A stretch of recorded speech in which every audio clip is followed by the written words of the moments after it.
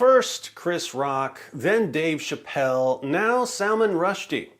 Apparently, if you've ever hurt anyone's feelings over anything, 2022 is not a good year to step on stage.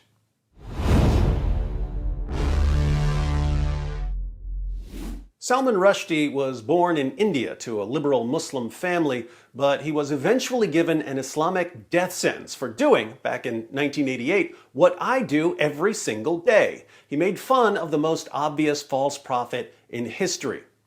Muslim leaders declared that Rushdie's book, the Satanic Verses, was blasphemous against Islam, and in 1989, the Ayatollah Khomeini issued a fatwa calling for his assassination.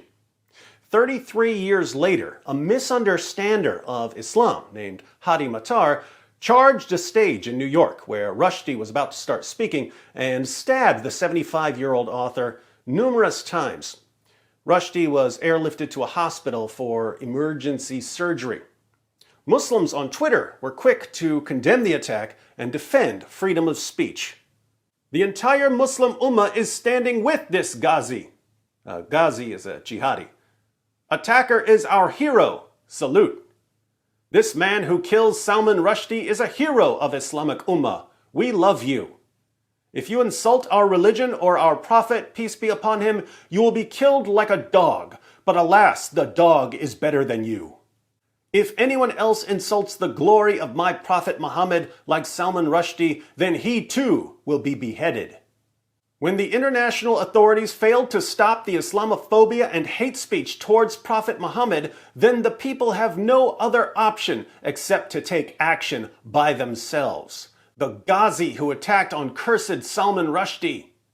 If world want peace, respect our Prophet Muhammad, peace be upon him. Otherwise, believe me, we are not going to give you any respect, and of course, any kind of goodness too. And yeah, I don't even care about that Salman Rushdie. We can attack such people many times. Believe me, we will. The young lion who sent the cursed Salman Rushdie to hell, even the life is sacrificed for the sanctity of the Prophet. Who put together this list of tweets? You did? Well, don't let me forget to edit this part out. I'm not trying to get stabbed by all these morons celebrating on Twitter and Facebook. Ironically, Salman Rushdie was on stage for a discussion about the United States as a safe haven for exiled writers and other artists who are under the threat of persecution. So he was going to talk about the United States as a safe haven for persecuted writers. But his talk was cut short by a misunderstander of Islam stabbing him in the neck in the United States, a safe haven for persecuted writers. If writers aren't safe in the United States of America, where will they be safe? Elon Musk, if you're watching this, I know some writers and comedians who want a one-way ticket to Mars. It's the only place they can feel safe. So, why did Salman Rushdie's book upset so many Muslims? Several reasons. Again, Rushdie comes from a liberal Muslim family, so he's always had an apostate vibe.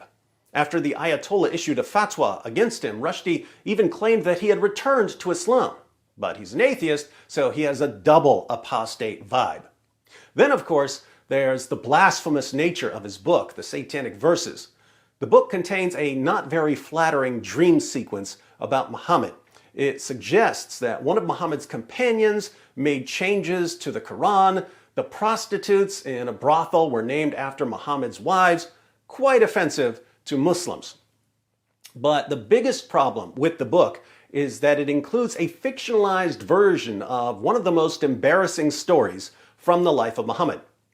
Muslim leaders don't want people to ever be reminded of the story of the Satanic Verses. Not the book, the Satanic Verses, the verses that Muhammad received from Satan, according to Islam's earliest sources. Here's what happened, according to Islam's earliest sources. When Muhammad was preaching in Mecca, he didn't win very many converts, but he wanted his tribe to accept Islam, and he was hoping to receive a revelation that would help them. Then one day, he got the revelation he was looking for. It said, Have you not heard of Allat and Al-Usa and Manat, the third, the other? These are the exalted cranes whose intercession is to be hoped for. This is what Surah 53 originally said. It said that in addition to Allah, there are three goddesses that Muslims can pray to: Allat, Al-Usa, and Manat. Allat, Al-Usa, and Manat were some sort of pagan bird goddesses who could intercede for Muslims by carrying prayers to Allah. Muhammad delivered these verses to his followers. He bowed down in honor of them, and his followers bowed down with him. But a little later, Muhammad came back and said that these verses, which he had delivered as part of the Quran, weren't really from God, they were from Satan. And he replaced them with the words we find in the Quran today. So, when you read Surah 53 of the Quran, keep in mind that it originally promoted polytheism, and that Muhammad couldn't tell the difference between a revelation from God and a revelation from Satan. This was massively embarrassing to the early Muslim community. Eventually, Muslims started pretending that it never happened and even editing their sources to cover up the story. And then Salman Rushdie wrote a book reminding everyone about it. That's the main reason the book is so offensive to Muslims. But it's not the main reason for the death sentence against Salman Rushdie. The main reason for the fatwa calling for Rushdie's assassination is that Muslim leaders are convinced that terror is the way to protect their prophet from criticism. They think that when they start killing people who make fun of their prophet, it will send a clear message to politicians and journalists and educators and entertainers. They think that politicians and journalists and educators and entertainers are cowards who, when threatened with violence, will back down. They think that violence is a way to control speech. Why do they think that? Because it works with politicians and journalists and educators and entertainers. What do they always say after these attacks? While this attack is certainly a tragedy, the bigger tragedy is thinking that it has anything to do with Islam. So let's never forget that Islam is a religion of peace, tolerance, and candy-coated raindrops. And now let's get a spokesman for the Council on American Islamic Relations to give everyone a presentation on how to convert to Islam. Our leaders are people who will literally let gangs of grown men groom, drug, rape, gang rape, and pimp thousands of young girls for years just to avoid being called Islamophobes. What do you think they'll do to avoid being slaughtered in the name of Allah? Terror works with a lot of people, but it doesn't work with everyone.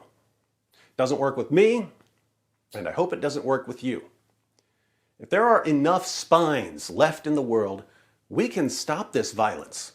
And it's simple. Jihadis will stop slaughtering people over books and cartoons when the results of slaughtering people over books and cartoons become traumatic. The results become traumatic when, instead of violence silencing critics, violence instead leads to an avalanche, a tsunami of insults and mockery against that illiterate 7th century Arabian caravan robber our leaders are so scared to offend. I'm willing to do my part until they saw off my head. Maybe when I'm 75, like Salman Rushdie. Now, for old time's sake. It just backfired on you. It just backfired on you. This is a part of our religion. There's a reason to it. Yeah?